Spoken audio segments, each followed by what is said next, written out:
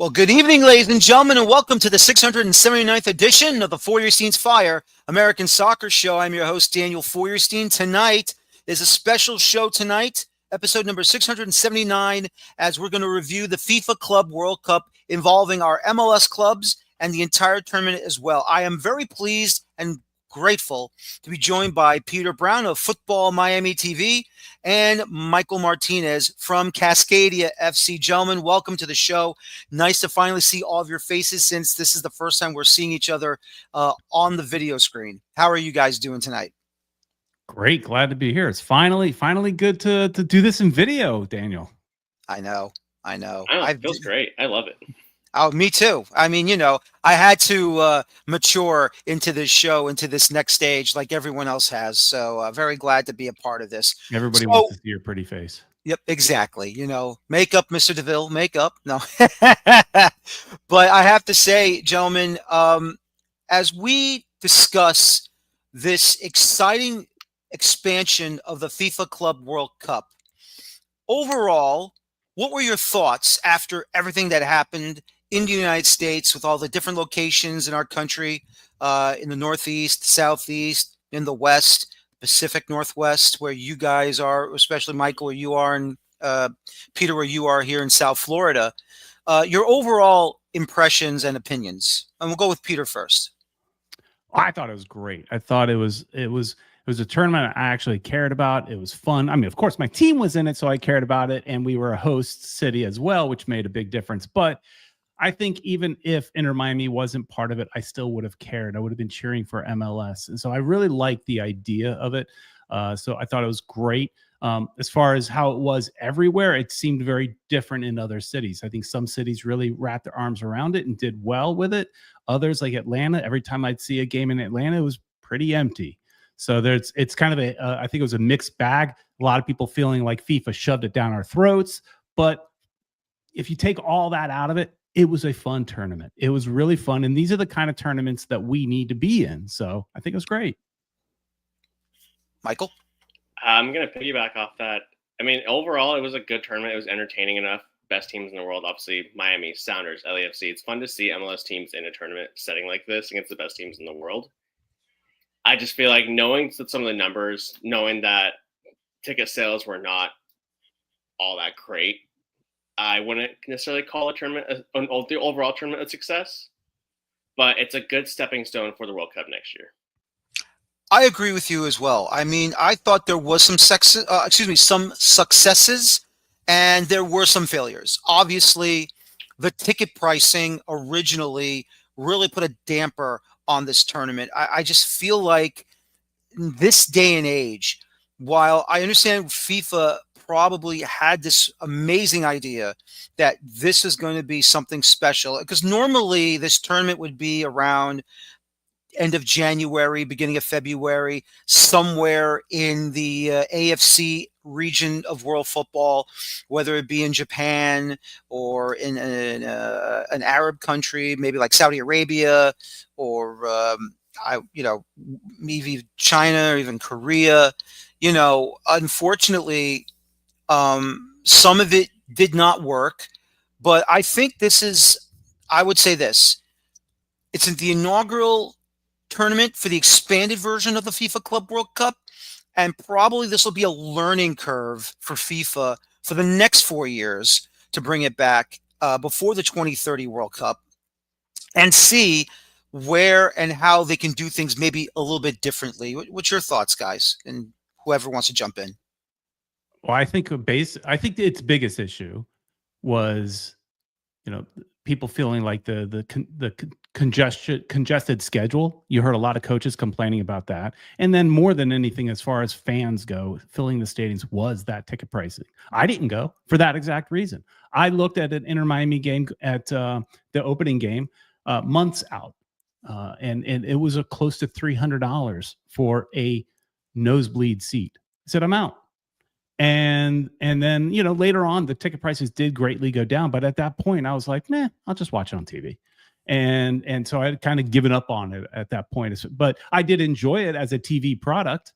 But they definitely, I don't know if it's because it's in the US and they feel like, we're gonna screw the rich Americans. I don't know where FIFA comes up with these pricing, but it was aggressive. And it's not any different though that the concert prices are out of hand. So sporting events, it's not going to be any different. Inter Miami games, when Messi first landed, the League's Cup games, I went to the very first League's Cup game where Messi scored that goal. It was great. And that was in the supporter section for around $220. So it just seems to be a thing that's happening in sports, and obviously FIFA definitely tried to capitalize on it. What they one thing they need to kind of look at to calm down the teams and the coaches and things like that is finding maybe a better window for it. I don't know if there's a different time where there's less congestion. I don't know how they figured that out, but that was a common complaint. That's the biggest thing. I think a lot of the players, even like I remember speaking with Sounders players because I went to Sounders games as a reporter for the Club World Cup, and the main complaint was just that fixture congestion. They're tired, and you can tell just like even like listening to other player and coach interviews, like they're all just so exhausted after playing 60 to 70 games a year, and then they're gonna have to go right back into it playing the World Cup next season. I mean, hell, for example, Chelsea they just won the Club World Cup. They have 2 weeks off before the Prem starts up in late August. Like the amount of games that these players are playing is just really unfair. And we saw that product on the pitch in almost every other game. These players were tired. I just feel like FIFA could have done a better job at doing change up the windows, or maybe shortening the tournament, maybe not having it so many teams. I think the expanded Club World Cup was more of a detriment than anything else. And also play the games in soccer-specific stadiums. Most of the teams in MLS have these stadiums. Why would you move it to these NFL these massive stadiums just to sell half the tickets? Yeah, I mean, that was also a big thing there as well. And, with most of the league having soccer-specific stadiums outside of New England, Atlanta, Vancouver, even though it wasn't played in Canada, and even Seattle, obviously the Sounders play at Lumen Field, which is also the NFL home of the Seattle Seahawks.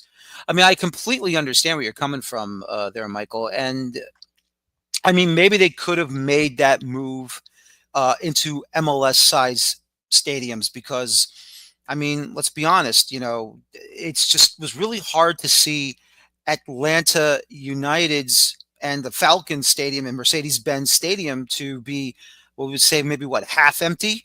You would say it was half full, half empty? I mean, I think that makes sense for some games, to move to a smaller stadium. But I mean, down here, you're throwing away 60,000 people that just because we're, filling the stadium and the Hard Rock for the most part. It was pretty full. So maybe not every single game was full there, but it was it was way more than the 20,000 that could fit in our soccer specific stadium here. So I think maybe specific markets, it makes more sense to have, or specific games. We know who the marquee games are, so obviously go and play in the bigger stadium in that case, but it's hard to just walk away from that money. I mean, it is a business. Yeah, no, it really is. And the one thing, though, guys, I want to say is this: what I've also learned from watching these games, outside of the clubs from Liga MX, like Monterrey, I believe also Pachuca, we saw, and of course outside of our clubs as well, the fan bases from all these other clubs from around the world. I think Peter, you and I understand, we're in South Florida. I mean, basically South America is in Miami and all over the place. You know this, I know this, Michael probably knows this as well. And just to see Boca Juniors, to see River Plate, to see Palmeiras, Flamengo, and Botafogo, just to see that level of support is just off the charts. And we all know how big the stadiums are in Argentina, in Brazil, but to have it in front of us was unbelievable. And I also have to say this, which I enjoyed the most. Even though, you watch the different channels that has South American football on here in the U.S., whether it be Paramount Plus on the app or the local channels that you have with the cable boxes or the satellite dishes, and you can watch all these leagues from around the world. Because when Boca Juniors scores the first goal against Benfica, you see the wide angle shot, and I swear to God, I thought that the Boca fans on the near side was ready to jump out of their seats, go through the security guard, and run on the pitch and celebrate with the players. I need a security guard. One guy is holding them back, and I'm laughing my head off. I loved it. We all know what they do in South America, but that was unbelievable.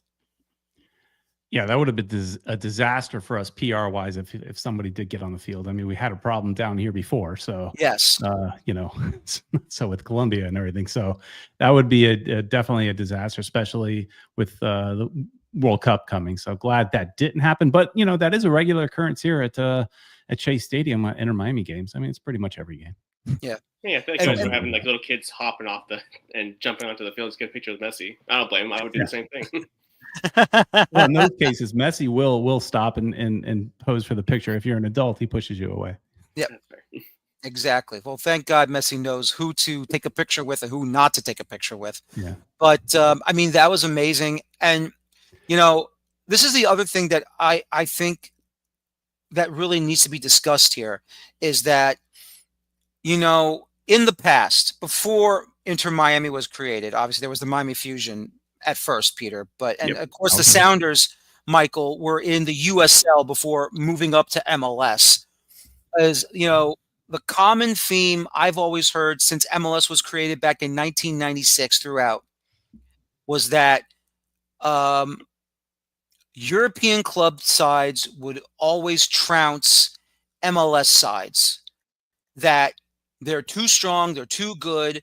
And one day you'll see it right in front of your faces. I mean, granted, there's been friendlies in the past, because there's been nothing up for grabs, nothing at all up for grabs, points, a trophy, nothing. And finally, this opportunity came where you saw Inter Miami have that opportunity, where you saw the Sounders have that opportunity, and even LAFC had that opportunity. And overall, I mean, Michael, we'll go to you first. You told me before the tournament got started, or at least you posted it on social media, you're expecting the Sounders to get completely obliterated by their opponents in Botafogo, Atletico Madrid, and PSG. Oh, 1,000%. I mean, leading up to the tournament itself, the Sounders they lost 2 games to Minnesota and to Vancouver. Our form was horrendous. The players not like they were in it. There was a whole Club World cash grab scandal going on all at the same time. I didn't think the players' heads were going to be in it. But then literally as soon as the Botafogo game kicked off, I was like, oh, they are locked in and ready. And they put in a hell of a performance in that game. The one I'm most impressed was with the Atletico game. I thought they were going to get destroyed in that one. Turns out they were only one missed shot away from changing the game completely and one missed defender. Like each of these 3 of these games, I was pleasantly surprised by each result as the Sounders got better and better and better each match day. No, they really were. And to be honest with you, I was happy to see that. And Peter, let me tell you the story, what happened with me. On the opening night of the FIFA Club World Cup, Peter knows what I'll be talking about because he's from South Florida. I'm currently residing in South Florida, obviously. My wife and my mother and I are driving back from dinner at a P.F. Chang's on Biscayne Boulevard. And we made the U-turn because we had to go to 163rd Street to make the left to head back to Sunny Isles Beach. We're at the intersection and we have a red light. And I think we have maybe maybe one car in front of us on the left turn lane signal. All of a sudden, a police motorcycle cop comes out of nowhere and stops in the middle of the intersection of 163rd and Biscayne Boulevard. And then all of a sudden, 5 more police motorcycles whiz across 163rd Street. 3 buses follow. 2 more motorcycle cops follow the rear, and then the guy that stopped in the middle joined them. And my mother and my wife had no idea what the heck was going on. Who gets a police escort with 3 different buses? And then it clicked in my head because down the road is where the Hard Rock Stadium is. And I'm like, I told them, well, it's the opening game. It's Miami against Al Ahly. I mean, I got to tell you, Peter, that was an amazing sight to see, and I'll never forget it. Yeah, it's not so, I mean, you make it sound like that's an everyday occurrence down here, but I don't see that very often. But that is that area. I don't go down there very often because, you know, up here in Coconut Creek in Broward County, it's a little more quiet. But that is right around the mall that I grew up going to, the 163rd Street Mall, which I think is dead nowadays, but like, aren't they all? But you know, well, Aventura is still thriving. Yeah, well, yeah, but Aventura was the place I used to go to kind of meet girls when I was a teenager. So it was always a good place back in the 80s, before Michael was, you know, thought of. But exactly. Us old dogs. Yeah, before I was even a concept. Yeah, right. And now the wife is around the corner, and she's got the frying pan in her hand. No, I'm just kidding. But I think, you know, when big South Florida cares about big tournaments. When a big tournament happens, people show up and people get excited and things like that. You know, it's not that uncommon if you're going down to South Beach to see somebody famous and things like that, to see, you know, caravan of police going by because somebody's famous. That does happen from time to time, more in South Miami or in Miami. But you know, we're definitely in an event town, and people get excited for an event. It's a tough sports town for your everyday week, right? If we didn't have Messi playing for us, would we have a sold out stadium every week? No. It's ask the Marlins, ask the Dolphins, ask even the Heat. You know, it's a tough sports market, but we love events. And so you see that kind of thing going down the road, it's going to get you even more excited to see what's going on. And maybe you didn't go to that game, but now you know there is a game, you're going to go to the next one. So we're an event town for sure. No, absolutely. And to speaking about that being an event town, what really threw me off a little bit, not that much, but a little bit though, Peter, was, you know, we always follow what goes on in Europe, and we always follow what goes on in South America. We rarely take a peek at the other confederations outside of the 2 major ones in the world. Obviously, we all know about CONCACAF. It's not a bit. It's very well documented what the support is here in this confederation. But what really surprised me, guys, was Ura Red Dragons out of the J League in Japan and Asian Football Confederation. But the first game that really shocked me, Peter, was obviously Inter Miami and Al Ahly from Egypt in Africa. And I could not believe 75% red. And I'm seeing Egyptian,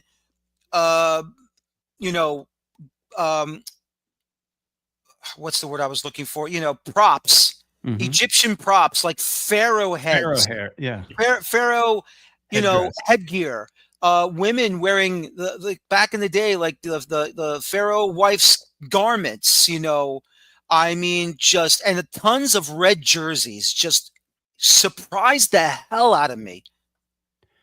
Yeah, where'd they come from? I mean, it's crazy. I didn't even know this club existed before this tournament. And that's what's great about this tournament is things like that. I disagree with Michael as far as, you know, the size of the tournament being too much. I love the fact that it's large. I want to see these small clubs. That's us, technically. I mean, we're only a larger club here in South Florida because we have Messi. That's it. Nobody else would know about us if it wasn't for Messi. The MLS are part of that smaller club dynamic that, you know, some place like Al Ahly, and yeah, they traveled huge. It was kind of a bit of a topic that there weren't that many pink shirts there. That was, we talked about this on our show, is that, was it a smart idea to have Inter Miami launch this whole thing in their home city? Because there's no real incentive for me to go to a game when I go to every game. right? Well, I'm already paying for season tickets.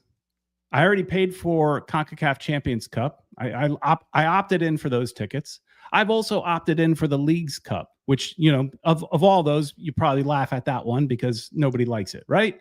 But I opted in for it, right? So I've given them a lot of money, right? So now you're going to ask me to pay a bunch more money to go to this game. Now, it's a great tournament, great game, all that kind of stuff. But I think that may have played a part in why there weren't as many pink jerseys in that stadium. It might have been better to play this in a city that is more excited to see Messi. They're not, you know, bored of seeing Messi, if that's possible, right? But you know, a place that he doesn't go to all the time. I don't know. Pick a place like Kansas City. I don't know, but you know, and I put the game there. But regardless, it was really, really impressive how many of these countries, these teams from these countries that are teams that you never heard of, where they came from, how they got here. You know, traveling to the United States isn't the easiest these days, and you know, it's not like if it was Boca Juniors. They don't really have to travel, right? We've got enough Argentinian Boca Junior fans here in South Florida to fill the stadium, you know. So, but Al Ali, those people traveled. We don't have a community of Egyptians in South Florida that I'm aware of. So, yeah, and Michael, you know what I never expected either, and this is from the Japanese fans of Ura Red Diamonds, excuse me. Not so much that they brought, and even the Koreans as well, the South Korean clubs as well.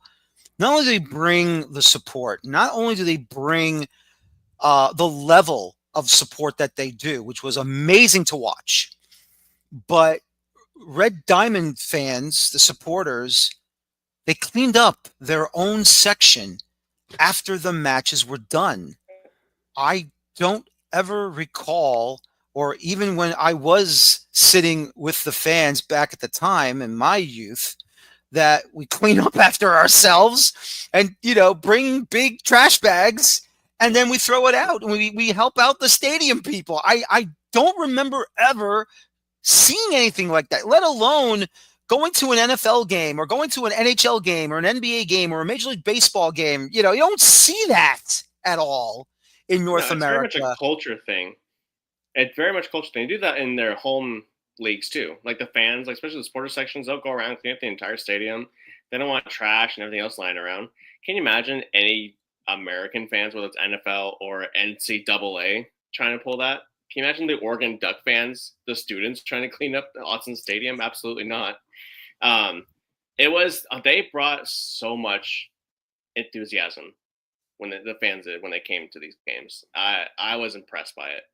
I went to one of their games just as a fan because I was like, I'm just going to see. I want to see their game against Inter Milan, and the park and the field wasn't all that great, but the fans were absolutely wild. They took over the ECS section and like to make it as their own. Like it was great to see. That's fantastic. I mean, you know, I hope to get to another one. Well, we'll find out what happens where it's going to be in 2029. But, you know, I got to tell you guys, I mean, yeah, those are the positives that I think brings out the best out of this expanded edition of the FIFA Club World Cup. And look, outside the pricing of the seats, of the tickets, I mean, I think that is what we're going to be, you know, keeping from here on out. The fantastic support from all these clubs that came out, whether they're big clubs in their own country or in their own confederation, or even the smaller clubs like, I mean, Auckland City FC is just a bunch of amateurs that won the Oceania Football Confederation Champions League. And I mean, they're going to get, you know, they're going to get destroyed by Bayern Munich, obviously. And then you just hope for them to at least get a goal. If they don't get a point, or if they don't get the 3 points, at least they get a goal. And then I never thought it'd be that last match against Boca Juniors that they stole a point and they got a goal themselves. That, I mean, that's going to be talked about back in New Zealand for that club and that guy forever and ever, guys.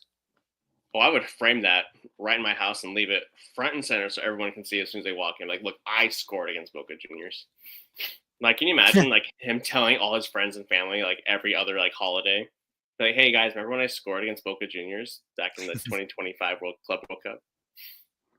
I know. Yeah, it's not often where you hear the commentators as they're commentating on the game saying that this guy also happens to be, an accountant, or, this guy works in a shoe store, or they're mentioning all their actual jobs. And one guy, I think it was a goalkeeper that got fired because he, left for the tournament. Right. So that's an amazing story, playing against somebody like Bayern Munich. Insane. I know. It's also funny hearing like the commentators talking about like, oh yeah, they said they lost their paid time off. They ran out right before the tournament started, and they're like, oh no, what am I gonna do? I'm just laughing the entire time. I was like, this is what I live for. This is why we love football. Exactly. This is why we love the sport. We get to hear these great stories, whether they're good or bad. You got to have a laugh. And, now they probably have come back as heroes. Maybe the bosses are like, okay, I think we should give them their jobs back, boys. I think they've suffered enough already as it is. They'll bring the guy back. The goalkeeper goes, well, you got destroyed, man, but you did all right. Here's your job back. Here's your raise. I mean, whatever company, or I forgot what job he had, but whatever that job is, I mean, he's going to be the most popular guy there. I mean, so, so yeah, you bring him back for sure. And you put him in whatever advertising material you need. Exactly. And the guy that scored the goal against Boca Juniors is a school teacher. Okay, school teacher. A school teacher. Yeah, teacher of the year, like Bad Dog says in the chat. Teacher of the year. Exactly.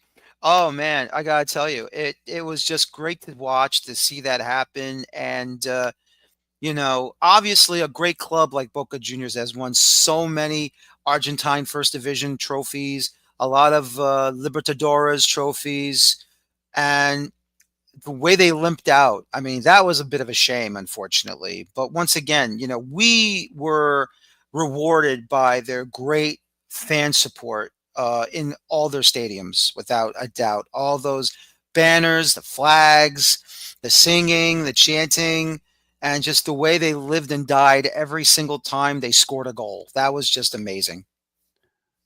Yeah, but how that they were a good story because of their fans. But how about the Brazilian clubs? They were unreal. That was tremendous. You expected that. Mm-hmm. Oh, of course. But even more, I mean, how many clubs were there? I know it was 3 or 4, I believe. It was Fluminense, Palmeiras, Flamengo. Flamengo, and then wasn't Botafogo? Yep. Botafogo, so 4. Yep, 4. And I mean, just to see those fans going crazy, especially Fluminense fans, are unreal. Oh, I mean, they were fantastic. Palmeiras fans were awesome. And I mean, Michael, you saw Botafogo firsthand against the Sounders in the first group stage game. How were they for you? And the fans were fantastic. They were so welcoming. I talked to quite a few outside the stadium, just having a chat with them and how excited they were to be here. They didn't care who they were playing against, who the opponent was. They were just happy to have their team competing in here. It was nice to be able to connect with people from other countries in that sense. Mm-hmm.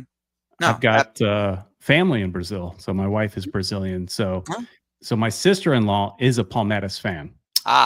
And when her daughter was here this year visiting, I gave her a couple of Inter Miami shirts. Mm-hmm. So she's and so we're sending pictures back and forth. They're in Brazil watching the same game that I'm watching. Mom's wearing her Palmeiras shirt, and thankfully her daughter is wearing an Inter Miami shirt and was proud to kind of be cheering for Inter Miami in Brazil. So that's the kind of thing that is super cool to be able to experience, And of course, we talk some smack back and forth, and and again, you're very far away, but it brings everybody together. It was awesome. No, that's fantastic. Okay, so out of the 3 clubs, obviously LAFC, they took on Flamengo, Chelsea, who of course eventually won the FIFA Club World Cup. From Tunisia, Espérance de Tunis. I hope I pronounced that correctly. If not, it's $20 in the $20 in the cookie jar against me. Obviously, Inter Miami went the furthest, going to the round of 16. And I mean, let's be honest and be fair here, Peter. They were pummeled by PSG early in the first half, obviously. But so was everybody else. Yeah, so was everybody else. Exactly. Against PSG, except for that. Except for that. Guys, I know. It's a Except common story. So final. I don't feel bad getting pummeled by PSG. Yes. You know, when you see all the bigger clubs getting pummeled as well. So that's not that big a deal. So let me ask you both this question, and we'll go Michael first, and then we'll go to Peter second. Even though the three clubs did their best and they did compete and they did not look out of place, my question is this. Even though we all know PSG was the better side against Miami, obviously, Messi is not, what he once was during Barcelona's era. We all know that. Cool. But my question is this: with MLS, I'm telling the truth, Peter. Come on, he's 37, going on 38. Messi maniacs come after you. Trust me. Oh, listen to me. I love him. I respect him. Every time I watched him play Barcelona, he played for Barcelona. It was amazing. I even asked the question to some of the guys that I know in New York at the time. Why is it that Argentinians are double jointed at the ankles? The way that they dribble the ball, it's like it looks like I'm like, I can't even watch. It's just like it's gonna knock me off my seat. But anyway, for MLS clubs, if they're gonna qualify for this tournament in the future, what do they need to do to improve the product, or do you believe it needs improvement to make that push to say this club can challenge for a FIFA Club World Cup title? We'll go with Michael first, and then we'll go to Peter. I think realistically, no matter what MLS does or what the clubs do, they're not going to compete in the Club World Cup against the likes of these Chelsea, PSG, Real Madrid, Barca in the future, against cities. But to make them more competitive, I think Don Garber and the rest of the MLS executives need to kind of wake up and realize, our cap restrictions are a little too much. I think we need to add additional cap space, bring more TAM, GAM, whatever it is, bring in an additional DP spot, allow the clubs to operate as their own entity as opposed to being a single entity league. And I think that would be the biggest thing that can change, that can help MLS be more competitive in these tournaments. That's just my opinion, though.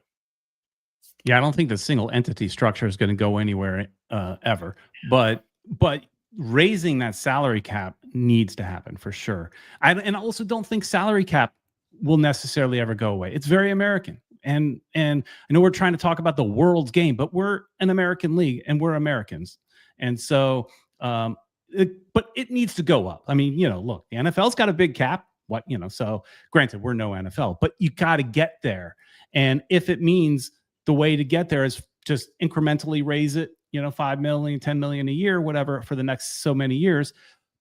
And then also add not just one more DP, because one more DP is not going to make that much of a difference. One more DP for the Sounders, maybe you get to where Inter Miami did, right? Because, the level of, we got Messi. So, I mean, it's unfair, right? But not, there's only so many of those kind of players, but they need to have 5 or 6 DPs. Half your starting lineup needs to be a designated player in order to compete. And they can't all of a sudden flip the switch and compete in the next tournament and expect it needs to be incremental. Can next Club World Cup, can all the MLS teams get out of the group? And then that would be a success. And then the next one after that, but incrementally increasing the spending in the leagues. That's the only way to do it, is spend. You have to spend your way out of this issue. And I think a lot of people had thought once Messi came into this league, it would change the league in some way. It would wake up the owners and go, hey, this seems to look what they did, right? We need to do the same thing. We need to increase the spending, whatever. I thought it would change, and it hasn't. It hasn't. He hasn't made any impact on the company, if you will, like the structure, and I'm shocked by that. And they have to change that if there's going to be any chance in competing. And hopefully this tournament is a wake up call that they realize, like, hey, we don't want to get laughed out, because I going to this tournament, I thought we might get laughed out of the tournament if because we didn't go into the tournament playing very well either. So I was just hoping not to get annihilated. That was my whole dream of this tournament, is just don't get destroyed. And obviously we did better than I expected. But hopefully it's a wake up call for Garber or whoever else is pulling the strings behind him. I mean, I agree with both of you. As much as a single entity is still the focal point of MLS, I just believe the extreme salary cap that continues on here is going to put a strain on what this league can truly do. My feeling is this, and they're not going to listen to me, obviously, because I'm just part of the media and everything. And, they have their rules and they have however they're going to set the whole thing up. And that's MLS, unfortunately. But my feeling is this, is that I think they need to shed some of the acronyms that continues to plague this league. Obviously, it's DP, designated player, or the original DP, which was discovery player, the GAM, the TAM. And all these under 22 rule players, under 23 players, under 16, under 17 player, whatever you want to do, and blah, blah, blah, and blah, blah, blah. Now, if they don't want to chop it all off all at once, fine. Go year by year to remove one portion of these archaic rules. Because my opinion is this, is that if they want to go slowly but steady, fine, go ahead. And anyway, we are hearing about these rumors of MLS now actually switching to the international calendar, where they're not going to play in the summertime and they're going to have a winter break as well. And do you think maybe that helps out the league at the same time if they do move on to that Club World Cup, whichever MLS clubs do qualify for it? I mean, it might help you get players earlier. You'll have to wait for that summer window and things like that. That's great. But in removing mechanisms, I think, that's needed. But I think the DP, unless they're going to raise the salary cap a lot, right, it still needs to be there, because there's no way to bring in a player like Messi. Let's say you double the salary cap. That's still not enough money to bring in a Messi without a DP rule. Right. So you still need it, because right now Inter Miami's spending well over the league salary cap. We're spending somewhere in $46 million range. So we're spending well over. So, are they going to double the cap? I mean, not tomorrow. They're not. So, but I agree. I mean, if they dismantle it little by little, that'd be the way to go. I like the idea of the changing the schedule, but maybe that's because I live in Florida. And I'm telling you, it is hot in those stands right now. I'll be there on Saturday. It is hot. I'm not sitting in the cushy, press box, because it's sterile and I don't want to, right? I want to be with the fans, but with the fans, it's hot. And then on top of that, maybe it's rainy and stuff like that. So I think it'd be great for a fan experience. For those that care. Of course, you're going up against other sports in this country that can make things a little more complicated, but that's a different conversation probably. But you can hopefully get better players in sooner with that, aligning with everybody else. Yeah. What do you think, Michael? Actually, I wanted to bring up a question to you guys, kind of bring it back to like competing for the Club World Cup, or like getting MLS teams ready for that. Do you think MLS is closer to competing for the CONCACAF Champions League? Like, think that's the focus for them right now? Or do you think they're going to start shifting towards trying to compete in the Club World Cup?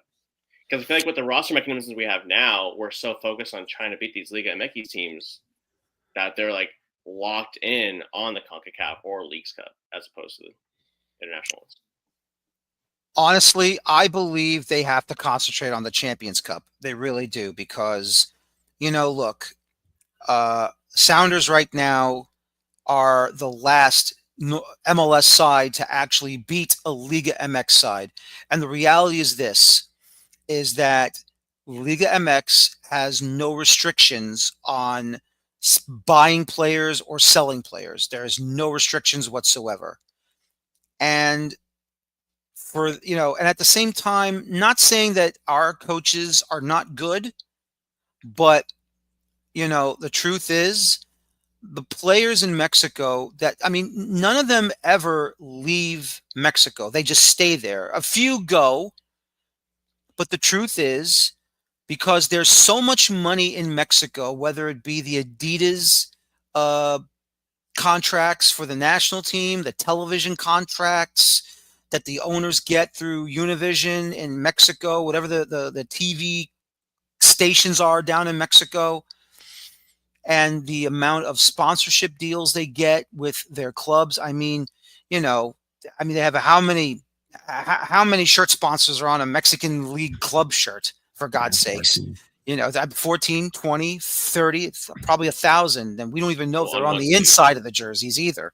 So, the reality is the owners of these clubs in Liga MX and even below Liga MX know that if they offer a ton load of money, they know they can keep the players because that's all they care about. Not only just playing club football in Mexico, but to be, rewarded and feeling comfortable, because that's all it is. And that's why you only see a couple of players leaving for Europe, like Raul Jimenez is over now, I think, with Wolverhampton Wanderers in England at the Premier League. And then you're seeing a couple of players that have gone to Spain in La Liga for either Atletico Madrid or also. No, I think I got that one wrong. But I have, when Rafa Marquez went to Barcelona a long time ago, I just feel like Liga MX and all of Mexico, the money is still good enough there to bring in or to keep the majority of their players domestically. What do you think, Peter? Well, I think they're definitely targeting Liga MX. Look at how many times we're playing them. We're playing them tomorrow in the All-Star game. We've got the Leagues Cup. We've got the Champions Cup. They're definitely focused on being Liga MX. They want to partner with them, somehow, some way, take whatever they can from them.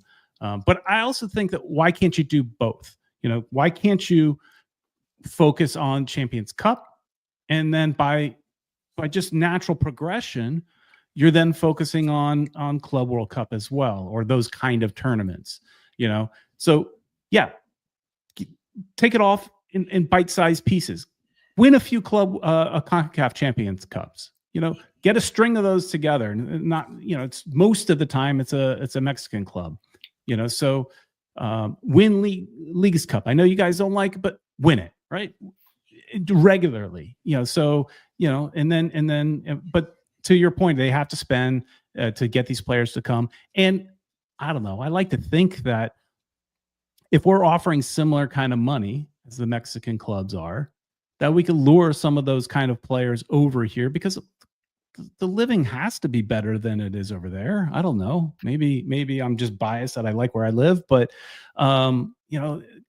you always hear about players, they come, like, Jordi Alba renewed his contract with Inter Miami because he says because he likes, his family likes it here. And that's a big part of especially when you get a little older, and it's more about what your wife says than what you think.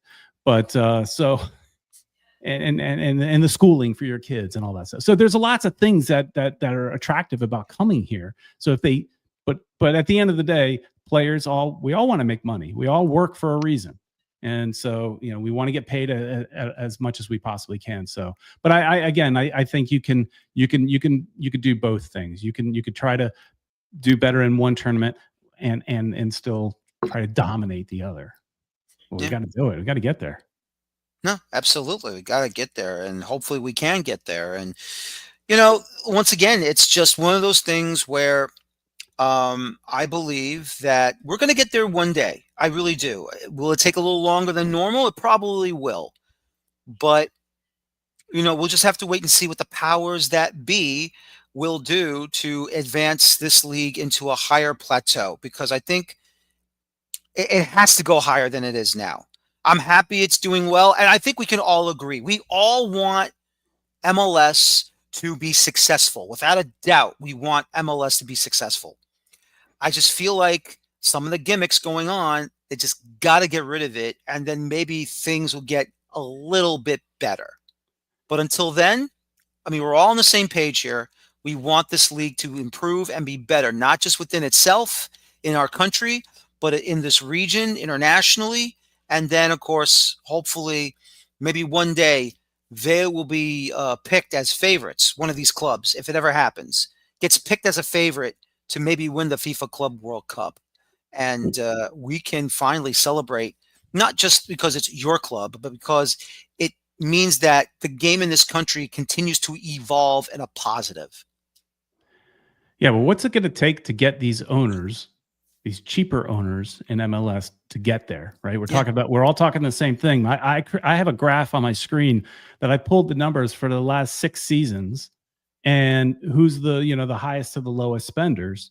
And, it's no surprise that Montreal, Philadelphia, Colorado, Minnesota and St. Louis, Red Bull New York, one of the lower spending teams, which is a surprise when they've got an ownership group that's got money. We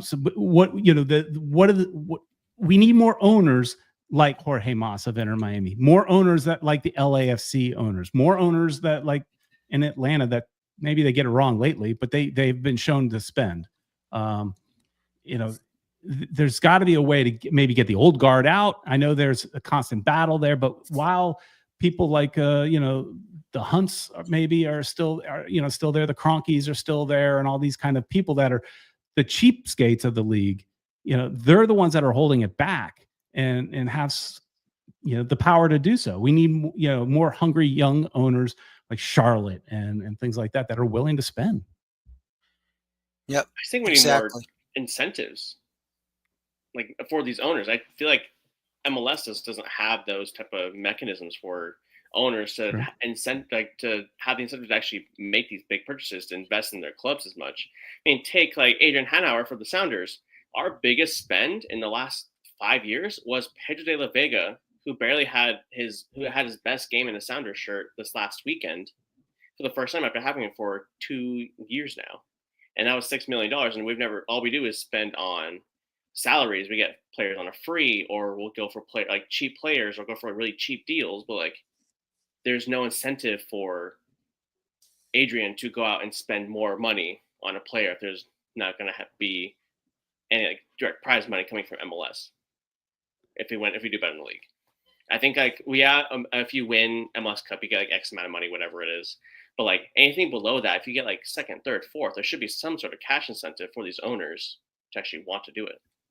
Also, maybe some punishment. I think it was mentioned in the chat. Some punishment for not spending. There needs to be a basement as much as we need to raise the ceiling. There needs to be a basement, where you're punished for not spending. Yeah, no, absolutely. And I just believe that we got to get there some way, somehow. It's got to get better. We all know it can get better. And I really believe that the league is currently at a 3.0, 4.0 level. But as we've already talked about, they keep keeping themselves at a 1.0 level, and that cannot happen. The single entity is probably going to stay. But, I would like to see some form of improvement and say, we're no longer going to be stuck inside our own shadow. We're going to go for it, and we're going to have to move on and be like every other league is in the world. Okay. Now, obviously, promotion relegation it's a different animal. We're going to leave that alone for now because I don't want to worry about that at this point in time. But the truth is, I admit I'm in favor of it, but we'll talk about it at a different time. But until we can get there, which I don't think we're there yet right now. I don't think we're ready for promotion relegation just yet.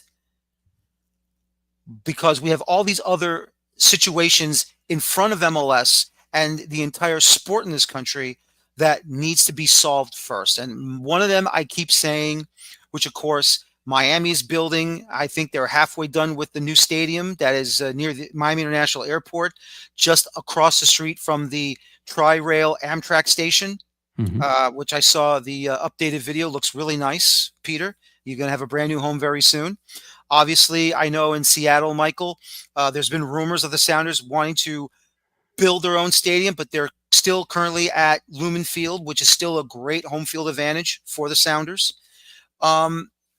And it's not just what MLS does, it's also what the other leagues do below us that I believe needs to build stadiums, because if we rush it, then I feel like everything comes crumbling down and then we're going to go back to square one, which I don't think it will, but it's always in the back of my mind that it could happen, and I don't want it to go there.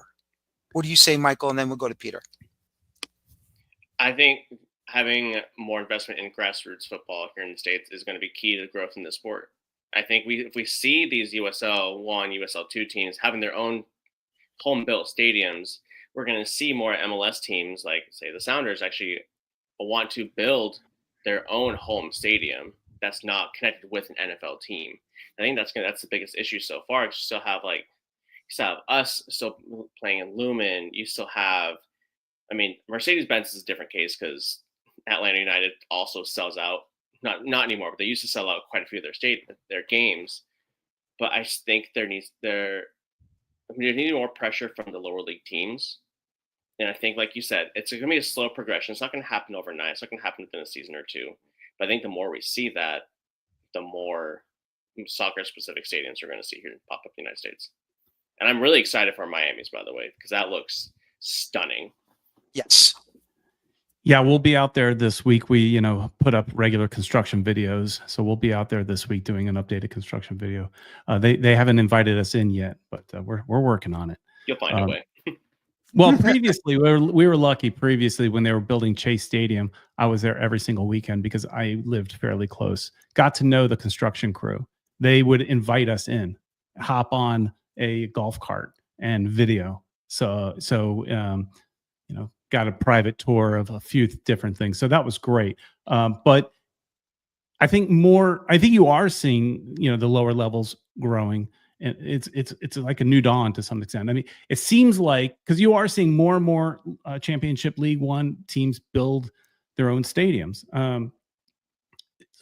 They didn't quite build their own, but even in the women's game, which we have the Fort Lauderdale United, and they took an older, NFL practice facility and turning it into their own stadium. It's pretty nice. It's not bad for what they are. And they're also going to have, they have a League Two team for men. They're going to have a League One. So, it's a nice little stadium. You're seeing more and more of that. I'm constantly seeing stadium rendering things going up everywhere. I think what these lower level teams are figuring out is what MLS learned a while back. It's less about the soccer. Sorry. It's a real estate deal. Mixed use stadiums, it makes money. The stadium is just, the carrot that makes the whole thing happen. So, hey, we're going to put in a sports team that you guys can all cheer for, but really we care about the fact that we're going to have restaurants and hotels and all that. I mean, that's what's going on down here. I mean, it's a huge $1 billion facility they're building in several phases. I've got to see the really cool model and all that kind of stuff. It's great.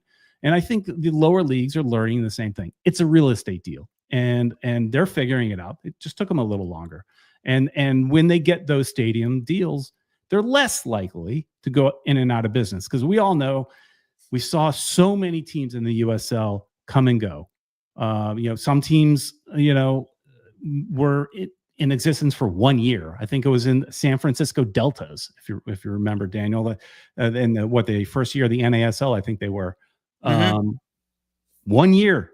If you have your own stadium, you're less likely to go out of business. Yeah, exactly. But the one thing I forgot to add with this conversation was this. As we all know, LAFC originally was not in the group of 32 to be drawn for this FIFA Club World Cup because they lost in that Champions Cup final to Club Leon, and apparently Club Leon was removed due to multiple ownership um, illegal situation, obviously, because FIFA doesn't like, and a lot of people right now don't like multiple ownerships of clubs by one group. And obviously, we've seen what happened now with Crystal Palace, even though John Textor owns several clubs, even though he's already sold off Olympique Lyonnais to Michel Kang, who is an owner of the NWSL's Washington Spirit. He just also sold his shares of Crystal Palace to New York Jets owner Robert Woody Johnson. And I thought that puts Crystal Palace in the clear for that issue. But unfortunately, they got knocked out of the Europa League and goes into the Conference League because of Textor's, at the time, still a part owner, even though he's not the majority owner, as Steve Parish is. And then, of course, the owner of Pachuca also owns Club Leon, and they got thrown out of the tournament. And LAFC had to play that one-match playoff against Club America, and then they go in. But then you're seeing in Atlanta, Club Leon supporters protesting outside of Mercedes-Benz Stadium. I mean, how do you guys feel about that? I'm okay with it. I mean, they don't want multiple, conflict, a reason for conflict, two owners, one guy owns two teams. Hey, good. All I was thinking is when you're saying that is good thing MLS like 1.0 wasn't in this tournament where you had one guy that owned like 5 teams. so I know. Good thing we weren't in it then. But, Yep. FIFA's going to have their rules. And, if you don't like it, too bad. Yeah, that's the way it is. FIFA sets these rules for a reason. We don't have to know it or understand it. We just know it's there. So we're like, we just accept it for what it is. And if they allowed one owner to have 2 teams, you're just opening yourself up for complaints of corruption, especially when gambling is such a big part of sports. You're just getting yourself out of any potential issues. So you pissed off a few fans. What's new? Yeah, no, exactly. Absolutely. And of course, my friend there, JJ Pavlik, he just says here in the comments, it is to prevent game fixing, which is correct. I'm very glad that this rule is in there. And, one day, which I think there might be a problem if you see either Red Bull Leipzig or Red Bull Salzburg, and then the New York Red Bulls are in this FIFA Club World Cup tournament one day. Which two is going to get kicked out? I don't know. Red Bull stays, obviously. New York Red Bulls, they win. all day. Yeah, okay, thanks a lot, guys. I really appreciate that. So anyway, how do you feel after the last game? Well, to be honest with you, I'll be honest. Look, they switched off and they got what they deserved. So it was a loss. I mean, I'm going to be truthful about it. They did not keep it up. Sofo switched off. He should have paid attention to Alba instead of ball watching, and he paid for it. So, I mean, I'll be brutally honest as much as I can. Look, Messi and friends, they won the game. They deserved to win the game. My only argument about Suarez is, even though I don't think the cameras caught it, but the broadcaster did, why did Luis Suarez have to go after Sandro Suarez like that? Which I don't understand. He goes after everybody. Yeah, I know, but I mean, going after a coach in his technical area and he's not even addressing him. I mean, he doesn't discriminate. It's fine. No, that's true. He's yelling at everybody all the time. It's just his tactics. Mm-hmm. Not my favorite part of having him on my team, but he's there. No, listen, he's a world-class player. He's also a vampire. But other than that,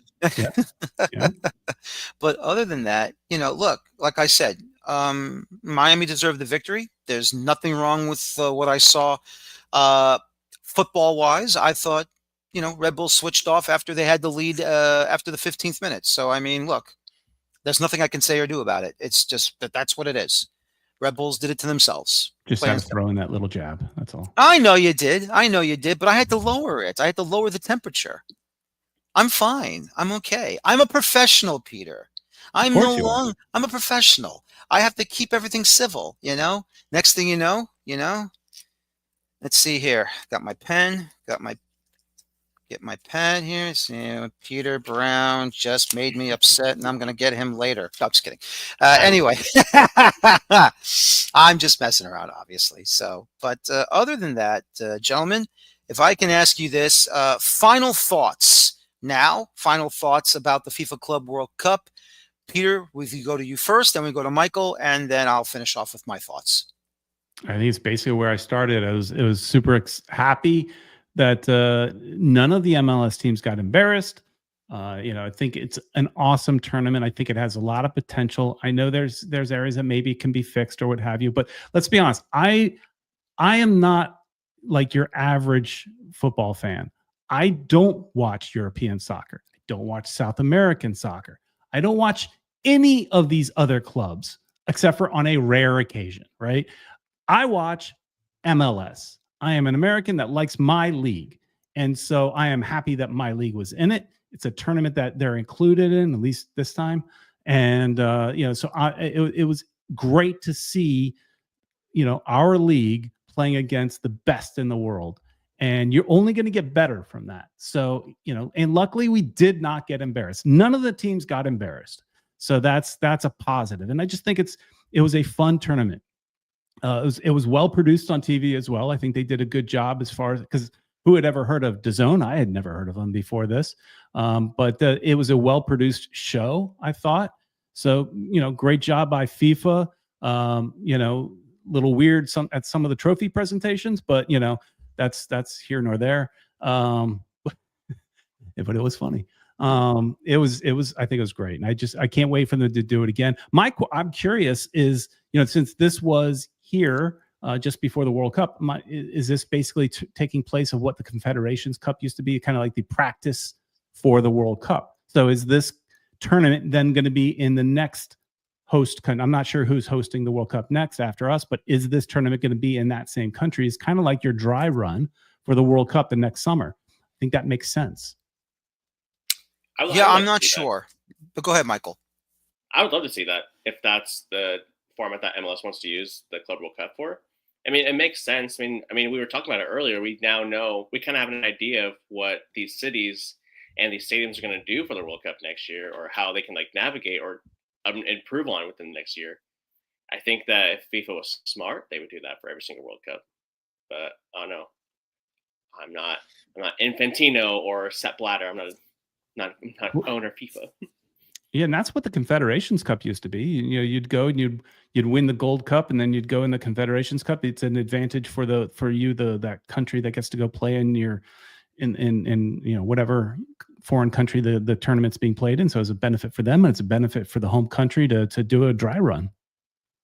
Yeah, absolutely. And I think it's a great appetizer for the World Cup next summer. Once again, it will be here in the United States, along with our friends north of us in Canada and south of us in Mexico.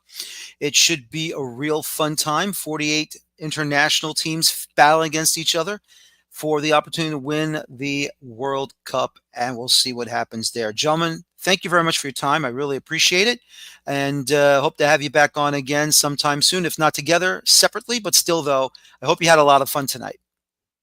It was great. Thanks for having us, Daniel. Always a pleasure. Yeah, it's nice meeting you, Peter, as well. Absolutely. For Pieter Brown of Futbol Miami TV, and for Michael Martinez from Cascadia FC, I'm Daniel Feuerstein. Thank you for joining us tonight. See you guys next week. And as always, please enjoy your football. Thank you. Take care. So long, and have a good night. And bye-bye for now. Have a good night, everybody.